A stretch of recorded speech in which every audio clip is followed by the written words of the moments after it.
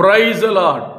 ஆண்டவரும் அருமை இரட்சகருமாகிய இயேசு கிறிஸ்துவின் நாமத்தில் நான் உங்களை வாழ்த்துகிறேன். மறுபடியுமாக கர்த்தருடைய பரிசுத்தம் உள்ள சன்னிதானத்திலிருந்து கர்த்தருடைய பரிசுத்தமான வார்த்தைகள் மூலமாய் உங்களை சந்திப்பது மிகுந்த மகிழ்ச்சி.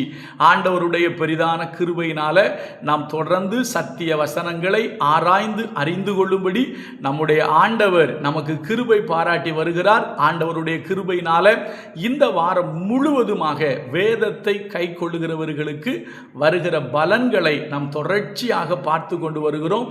நேற்றைய தினத்தில் கூட நம்முடைய ஆண்டவராகிய இயேசு கிறிஸ்து தன்னுடைய சீஷர்களை பார்த்து சொன்ன மிக முக்கியமான ஒரு வார்த்தையை நம்ம நேற்றைக்கு பார்த்தோம். அவர் சொன்னார் அல்லவா, நான் என் பிதாவின் கற்பனைகளை கைக்கொண்டு அவருடைய அன்பில் நிலைத்திருக்கிறது போல நீங்களும் என்னுடைய கற்பனைகளை கைக்கொண்டு என்னுடைய அன்பில் நிலைத்திருங்கள் என்று தம்முடைய சீஷர்களுக்கு இயேசு சொன்ன வார்த்தையை நாம் நேற்றைய தினத்தில் பார்த்தோம். இன்னும் ஏராளமான காரியங்கள் இருக்குதுங்க. நான் அதில் எளிமையாக ஒன்றை சொல்லுகிறேன்.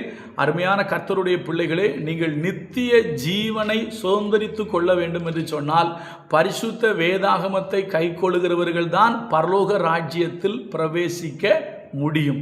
ஏராளமான நன்மைகள் காரியங்கள் உண்டு.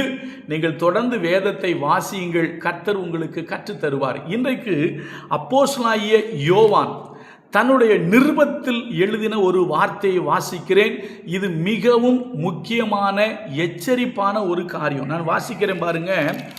1 யோவான் எழுதின நிருபம். யோவான் இருக்கார் இல்லையா, இயேசு கிறிஸ்துனுடைய சீஷன். யோவான் எழுதின நிருபம், அதில் 1 யோவான் 2வது அதிகாரத்தில் 3, 4, 5 இந்த வசனங்களை நீங்கள் தொடர்ந்து வாசித்தால் மிக அழகான முக்கியமான நம்மை எச்சரிக்கிற ஒரு காரியம் அங்கு இருக்கிறது. அதை வாசிக்கிறேன் பாருங்க. 1 யோவான் 2, 3 அவருடைய கற்பனைகளை நாம் கை கொள்கிறவர்களானால் அவரை அறிந்திருக்கிறோம் என்பதை அதனால் அறிவோம். முதல் காரியம் பாருங்க, எந்த மனுஷன் கர்த்தருடைய வார்த்தைகளை கை கொள்ளுகிறானோ அவன்தான் ஆண்டவரை அறிந்த மனிதன். நல்லா புரிந்து கொள்ளுங்க.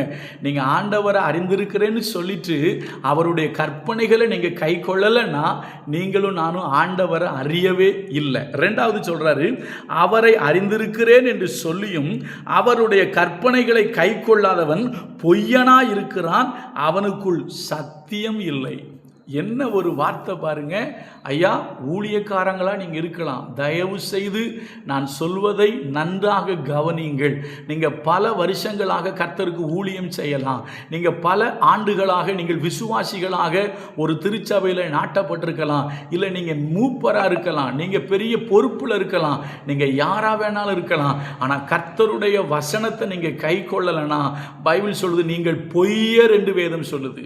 நீங்கள் ஆண்டவரை அறியவே இல்லைன்னு வேதம் சொல்லுது. ஆண்டவரை அறிந்தேன் என்று சொல்லுகிற மனிதன் நிச்சயமாக வசனங்களை கை கொள்ளுவான். அதே போல வசனத்தை கை கொள்றவன் வாழ்க்கையில பொய் புரட்டு இருக்காது. அவன் பொய் சொல்ல மாட்டான், நேர்மையா இருப்பான், உத்தமமா இருப்பான். வசனத்தை கை கொள்றவங்க பொய்யனா இருக்க மாட்டாங்க. வசனத்தை கை கொள்ளலை அப்படின்னா தெளிவாக புரிந்து கொள்ளலாம், இவன் பொய்யன், ஃப்ராடு. இன்னைக்கு நிறைய ஃப்ராடு கிறிஸ்தவங்க, நிறைய ஃப்ராடு ஊழியக்காரங்க பெருகினதுக்கு என்ன காரணம் தெரியுமா? இவர்கள் வேத வசனத்தை கை கொள்வது கிடையாது. வேத வசனத்தின்படி தங்களுடைய வாழ்வை கட்டமைப்பது கிடையாது. வேத வசனத்தின்படி வாழ வேண்டும் என்கிற எண்ணம் கிடையாது. அதனால தான் போலி கிறிஸ்தவர்கள், போலி ஊழியர்கள் இந்த உலகத்தில் பெருகிவிட்டார்கள்.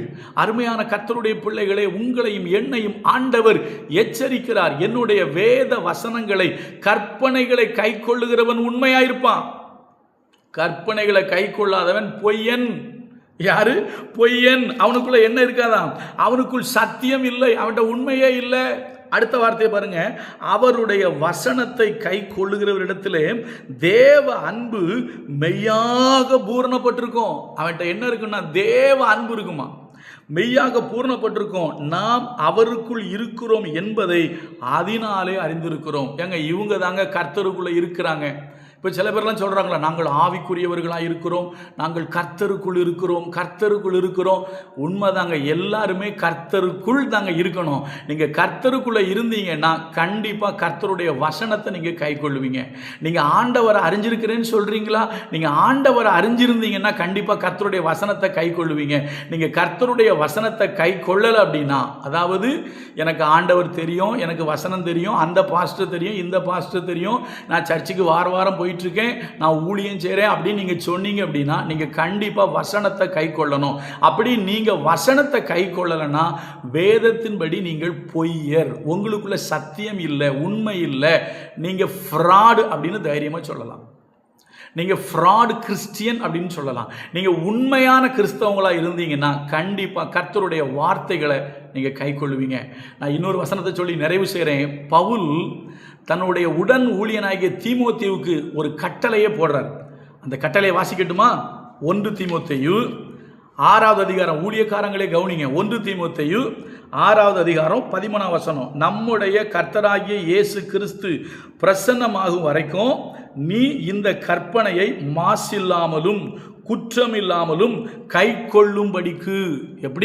எப்படி கை கொள்ளணுமா? நம்முடைய கர்த்தராகிய இயேசு கிறிஸ்து பிரசன்னமாகிற வரைக்கும் இந்த கற்பனையை மாசில்லாமலும் குற்றமில்லாமலும் கை கொள்ளும்படிக்கு நிறைய 14 நிறைய சொல்லிட்டு சொல்றாரு. உனக்கு கட்டளை இடுகிறேங்கிறார். நான் எல்லாத்தையும் வாசிக்கல, நேரம் பத்தாது. உனக்கு நான் கட்டளை இடுறேங்கிறாரு. யாருடைய சன்னிதானத்தில்? இயேசு கிறிஸ்துனுடைய சன்னிதானத்தில் உனக்கு கட்டளை இடுறேன்னு சொல்லி பவுல் சொல்றாரு. அப்போ என்ன அர்த்தம் தெரியுமா? இயேசு கிறிஸ்துனுடைய வருகை வரைக்கும் நீங்களும் நானும் அவருடைய கற்பனைகளை மாசில்லாமலும் குற்றமில்லாமலும் கை கொள்ள வேண்டும். நான் மறுபடியும் சொல்லி நிறைவு செய்கிறேன். கர்த்தருடைய வசனத்தை கை கொள்ளாதவர்கள் கர்த்தரையே அறியவில்லை. கர்த்தருடைய வசனத்தை கை கொள்ளாதவர்கள் ஃப்ராடு கிறிஸ்டியன், அப்படிதான் சொல்லுவேன். அதான் உண்மை. சரியா? கர்த்தருடைய வசனத்தை கை கொள்ளாதவர்கள் உண்மையான கிறிஸ்தவர்கள் அல்ல, உண்மையான ஊழியர்களும் அல்ல. கர்த்தருடைய வசனத்தை கை கொள்ளாதவர்களிடத்திலே தேவ அன்பு நிலை கொண்டு இருக்காது. அவங்க அன்பில் பூர்ணப்பட்டவர்கள் அல்ல. அதனால தான் கர்த்தர் சொல்றாரு, என்னுடைய வசனத்தை நீ கை கொள். வசனத்தை கை கொண்டா நித்திய ஜீவன் உண்டு. வசனத்தை கை கொண்டனா நாம் அவருக்குள் நிலைத்திருப்போம், அவரும் நமக்குள் நிலைத்திருப்பார். இன்னும் நிறைய இருக்குங்க.